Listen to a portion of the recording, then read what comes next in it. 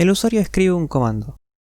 La shell recibe este string como entrada, va a tener que parsearlo, luego se va a clonar y su hijo es el que termina ejecutando el binario correspondiente. Vamos a ver con detalle cada syscall que está involucrada, empezando con fork. Para explicar fork voy a usar la siguiente analogía. Nuestra shell es un proceso, el de arriba. Cuando un proceso llama a la syscall fork, lo que hace el sistema operativo es duplicar ese proceso. Es decir, crear un nuevo proceso exactamente igual al primero, pero con ciertas diferencias. A este nuevo proceso lo vamos a llamar el proceso hijo, o sea, el que está abajo. Y al proceso original lo vamos a llamar proceso padre, o sea, el que está arriba. Hay cosas que el proceso hijo hereda del padre, y otras que no. Por ejemplo, cada proceso tiene su propio espacio de memoria, pero sus contenidos son exactamente iguales, por eso las dos imágenes son iguales. Otro ejemplo son los file descriptors. Estos sí son heredados por el hijo. En un rato vamos a explicar qué son, así que no se preocupen.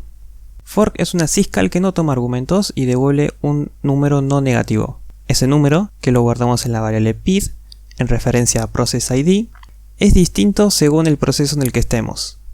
En el padre, el PID contiene el process ID del hijo, mientras que en el hijo vale 0. Entonces de esta forma podemos saber, luego de llamar a fork, en dónde estamos, si estamos en el padre o si estamos en el hijo. Por ejemplo, si estamos en el proceso hijo, podemos bifurcar la ejecución y hacer una cosa totalmente distinta a lo que está haciendo el padre.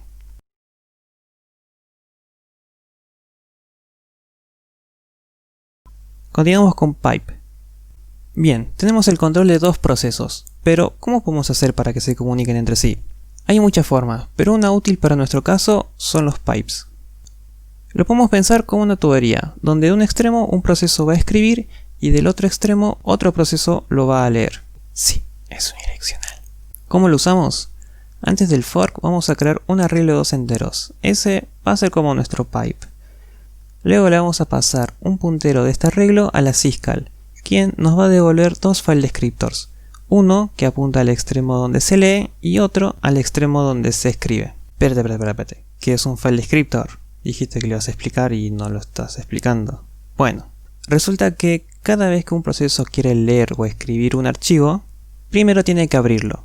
Al abrirlo, con otra syscall, el sistema operativo le devuelve un file descriptor, que no es más que un número, un int, que representa un archivo abierto por ese proceso. Así que luego de llamar a pipe tenemos dos file descriptors, uno para leer y otro para escribir, exactamente como si fueran dos archivos, porque como saben, en Unix todo es un archivo, ¿no? Si no falló, si está todo bien, ya tenemos la tutorial lista para ser usada. Hacemos el fork como antes y usamos el pipe. El índice 1 del arreglo es el extremo para escribir, mientras que el índice 0 del arreglo es para leer. Entonces, si queremos que el padre le pase datos al hijo, el padre va a tener que hacer un write al índice 1, mientras que el hijo va a tener que hacer un read al índice 0 del arreglo. Continuamos con tub. Otra de las syscall que usa la shell es para redirigir las salidas y las entradas de los procesos, como cuando ponemos piquitos y la barrita vertical en el comando. Como ya dijimos, en Unix todo es un archivo y la entrada estándar y la salida estándar también son archivos. No hay referencia en esta syscall. Todos los procesos tienen tres file descriptor por defecto: el estándar input, el estándar output y el estándar error. Como vimos hace un ratito, los file descriptors son enteros. Entonces el 0 es el stdin, el 1 es el stdout y el 2 es para el stdr. O sea que cuando hacemos printf, lo que está pasando en realidad es que se está escribiendo en un archivo especial que es apuntado por el file descriptor 1. Y cuando hacemos scanf, lo que estamos haciendo es leer lo que hay en un archivo especial que es apuntado por el file descriptor 0. Entonces, si queremos redirigir las entradas y las salidas estándar, necesitamos cambiar a dónde apuntan el file descriptor 0 y el file descriptor 1. ¿Cómo hacemos eso? Bueno, con la syscall dub. Hay dos versiones de dub. Dub a secas recibe un argumento, un file descriptor, y lo que va a hacer es crear una copia de ese file descriptor y lo va a guardar en el primer espacio disponible que encuentre. En cambio, dub2 recibe dos argumentos, el old file descriptor y el new file descriptor. O sea, el viejo y el nuevo file descriptor.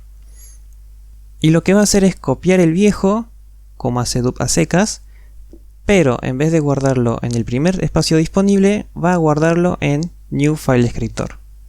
Y si había un archivo abierto, lo va a cerrar. Entonces, ahora el file descriptor nuevo y el viejo apuntan al mismo archivo y son intercambiables. En este caso lo que estamos haciendo es redirigir todo el error estándar a la salida estándar. Algo que hacemos en la shell con el 2 piquito del mayor. Como habíamos dicho hace un rato, cuando hacemos un fork, el proceso hijo hereda una copia de los file descriptor del padre. Ambos apuntan al mismo lugar. O sea que si el hijo hace un print, es como si el padre lo hubiera hecho, ya que los dos están apuntando al mismo lugar, al mismo archivo. Ok, entonces de esta forma podemos, por ejemplo, conectar el stdout con uno de los extremos del pipe y el otro extremo del pipe a otro lado. ¿Ya se van imaginando? Van a tener que hacer algo así. El stdin a la entrada del ls, la salida del ls a la entrada del pipe, la salida del pipe a la entrada del sort y la salida del sort al stdout. Exec. Bueno, si lo recuerdan, deberían recordarlo porque fue al principio del video, el proceso hijo de la shell es el que termina ejecutando el programa en sí. Para eso tenemos la syscall exec. Lo que hace es reemplazar la imagen del proceso actual por uno nuevo. O sea, cambia lo que se está ejecutando por otra cosa. Hay muchas familias de exec. En la man page van a encontrar todas las variaciones y sus pequeñas diferencias. La que seguramente usen es exec bp. Esta syscall toma dos argumentos. Un path, que indica qué archivo ejecutar, y los argumentos que va a recibir el nuevo ejecutable. Todo el código que está después del exec no se va a ejecutar, a menos, claro, que ocurra un error. Es algo así como si el proceso hijo de pronto puede darle play a Black Mirror. Entonces, así es el mecanismo para ejecutar nuevos procesos. Fork exec. Fork exec. Es una idea muy fuerte, que claramente no dice muchas cosas. Por ejemplo, hay un proceso padre de todos, el init, el proceso con PID igual a 1 y que es ejecutado por el sistema operativo. Y ahora también sabemos que el init tiene que forkearse para ejecutar a otros procesos, quienes a su vez se forkean para ejecutar a más procesos, quienes a su vez se van a forkear y así sucesivamente. Creo que se entendió. White. Por último, y no por eso menos importante, cuando ejecutamos un comando, la shell espera hasta que ese comando termine para continuar su ejecución, a menos que le pasemos el ampersand. ¿Cómo hacemos eso? Pues con una syscall, claro. Con white podemos hacer que la ejecución de un proceso se suspenda hasta que alguno de sus hijos cambie su estado. Por ejemplo, de ejecución a terminado. Entonces, una vez que un proceso hijo hace un return o llama a un exit, el sistema operativo va a notificar al proceso padre que uno de sus hijos terminó y va a continuar con su ejecución. Hay tres versiones de white, con más o menos opciones. De nuevo, vean la man page. Pero como leerán ahí, con white a secas es lo que seguramente usen. La system call white suspende la ejecución del proceso que la llamó hasta que uno de sus hijos termine. Entonces, para terminar, una vez más, porque repetir nunca está de más, traten de leer las páginas de man. Luego pueden googlear, pero primero escriban man en la terminal. Son demasiadas rimas.